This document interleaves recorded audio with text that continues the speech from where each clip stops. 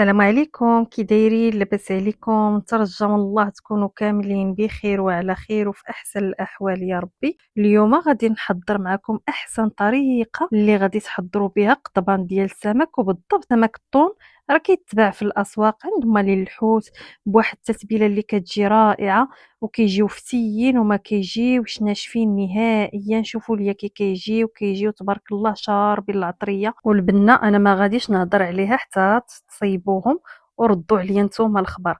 كناخذوا معلقه كبيره ديال عطريه السمك او جوج صغار. بالنسبه للعطريه ديجا البنات حضرتها معكم، غادي نحط لكم الرابط في الوصف. كنديروا شويه ديال الملحه، كنديروا الربيع مخلط يعني قياس 4 المعالق، واحد البصله موين كنشلطوها مزيان وكنضيفوها ليه، وكنضيفوا ربع كاس ديال زيت الزيتون صافي، وكنتبلوا كلشي مزيان مزيان بيدينا، وكنغطيو عليه حتى كدوز واحد الساعه المكانه.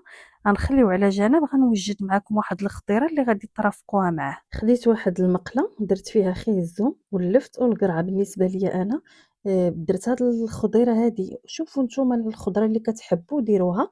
قطعتها على هاد الشكل هذا، ودرت نص كاس كبير ديال الماء وغطيت عليها وخليتها طيب. راه كطيب البنات فرمشه عين بالزربه، كطيب ما كتعطلش، غير طابت ليا. وضفت ليها ربع كاس ديال زيت الزيتون، شويه ديال الملحه وشويه ديال البزار ما تصور لياش هنايا، والربيع مخلط. كنخليها مازال فوق البوطه، غير كيزيد ينشف عليه هذاك شويه الماء اللي بقى فيها الا بقات فيها شي قطره، وكتشحر بديك الزويته صافي. وها حنا ها هي الخضيره ديالنا موجوده صافي، وكطفيو عليها صافي. هنايا غادي نبدا نعمر القضبان.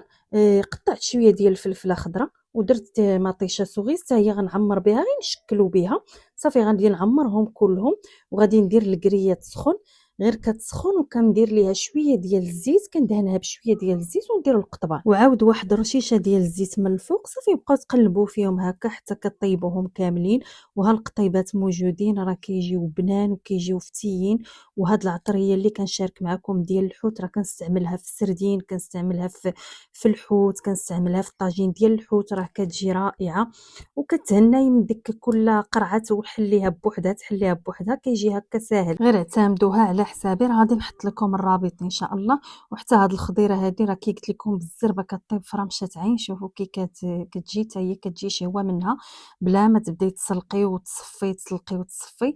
وبالنسبه لهاد الزعلوكه البنات حتى هو راه حطيته لكم ديجا، راه حتى هو معتمد عندي كيجي بنين.